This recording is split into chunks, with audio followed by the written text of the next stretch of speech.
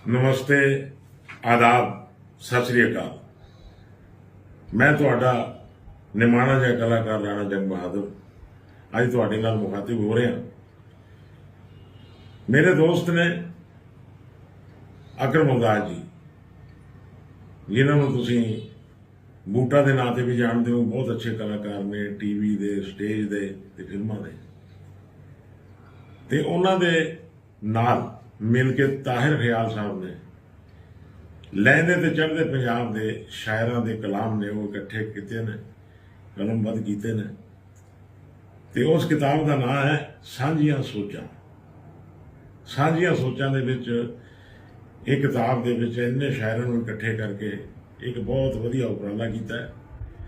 ते मैं चाहुंदा कि तुसीं सारे इस किताब नूं पढ़ो ते लोकां नूं भी पढ़ाओ।